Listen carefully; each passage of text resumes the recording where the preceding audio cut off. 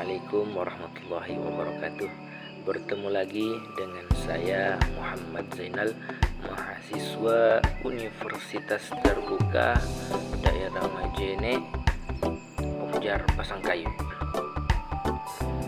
Pada video kali ini kami mendapatkan tugas praktikum uji karbohidrat dan uji lemak. Sebelum kita melihat praktikumnya seperti apa, kita perlu mengetahui bahwa di dalam percobaan kali ini mahasiswa diharapkan dapat mengidentifikasi makanan yang mengandung karbohidrat dan lemak. Adapun bahan-bahan atau alatnya, ada piring, ada pipet, ada pisang, ada apel, nasi, dan sebagainya. Sebelum kita melangkah jauh pada video praktikum, kita juga perlu memahami bahwa karbohidrat adalah sumber energi utama dan tercepat bagi tubuh. Karbohidrat juga sering disebut dengan hidrat arang atau sakarida, gula.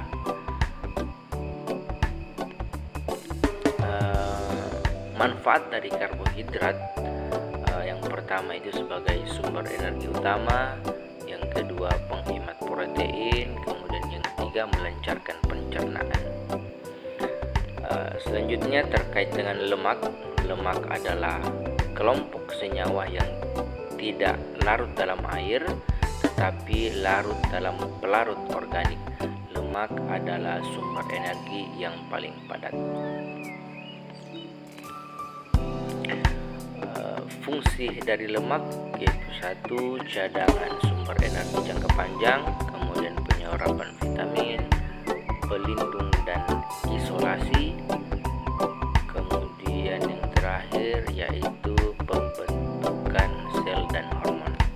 Demikian pengantar kita terkait dengan praktikum uji karbohidrat dan lemak. Untuk lebih jelasnya, biar tidak penasaran, kita lihat video praktikumnya. Alat dan bahan. Sebelum kita memulai praktiknya, kita akan memeriksa ketersediaan alat dan bahan. Baik, di sini ada apel, sini ada beberapa butir nasi, kemudian ada kentang, ada tahu putih, ada pisang, ada biskuit, ada terigu, ada putih telur rebus, kemudian ada margarin, ada gula pasir. Berdasarkan tabel, semua bahan kita dan alat juga ada. Ini ada larutan lugol 25 ml. Kemudian kita menggunakan pipet biasa karena kita tidak memiliki pipet tetes. Baik, langsung saja kita pada praktikumnya.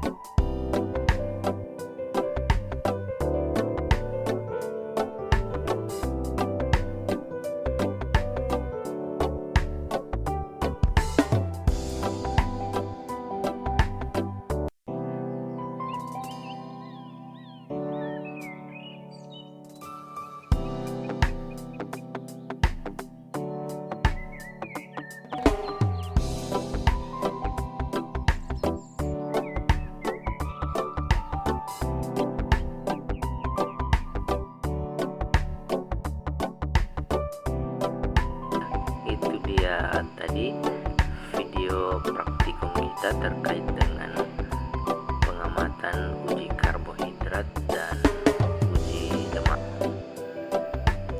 Kita mendapatkan hasil pada tabel uji karbohidrat pada kali ini yang menunjukkan memiliki kandungan karbohidrat berdasarkan praktikum kita menggunakan larutan glukol. Maka di sini hanya nasi yang berubah warna menjadi keunguan atau biruan pada saat setelah ditetesi larutan glukol. Hal ini dikarenakan karena bahwa nasi itu mengandung karbohidrat yang tinggi. Adapun bahan makanan lainnya yang mengandung karbohidrat, meskipun pada penelitian ini dinyatakan negatif, ada pisang, ada apel, ada tepung terigu, ada kentang. Itu sebenarnya berdasarkan teori dan referensi laporan teman-teman yang lain dan yang ada pada internet itu menjelaskan bahwa pisang, apel, nasi, tepung terigu, kentang itu merupakan makanan yang mengandung karbohidrat. Namun pada percobaan kita kali ini dinyatakan negatif. Hal ini diduga karena larutan glukol yang kita gunakan adalah larutan lama, diduga telah mengalami kadaluarsa, ataupun praktikum yang kita laksanakan pada kali ini mengalami kekeliruan dalam melaksanakan tahapan-tahapan percobaannya. Selanjutnya terkait dengan tabel uji lemak kita, di sini telah berhasil kita lakukan dan hasilnya sesuai dengan teori yang ada selama ini, bahwa minyak itu dinyatakan mengandung lemak, kemiri dinyatakan mengandung lemak, margarin dinyatakan lemak, kacang tanah dinyatakan memiliki kandungan minyak lemak, itu pun dengan santan. Kenapa dikatakan begitu? Berdasarkan dari hasil praktikum kita, kertas yang digosokkan, diusapkan, ditetesi oleh bahan yang tadi saya sebutkan itu saat kita sentuh terasa licin dan seperti berminyak seperti itu. Kemudian ketika diperhatikan menggunakan lampu senter atau diarahkan ke lampu, maka dia terlihat seperti transparan.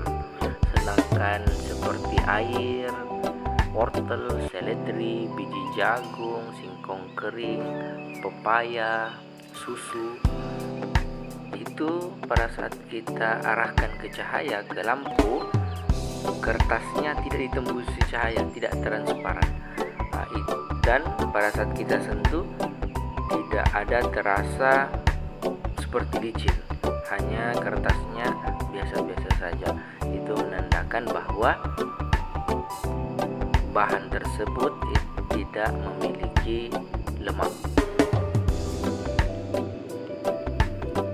Jadi yang dapat kita simpulkan dari praktikum ini pada uji karbohidrat, bahwa nasi jelas sekali memiliki kandungan karbohidrat yang sangat kuat atau sangat tinggi. Kemudian pada percobaan uji lemak kita temukan minyak, kemiri, margarin, kacang tanah, dan santan itu mengandung lemak yang kuat.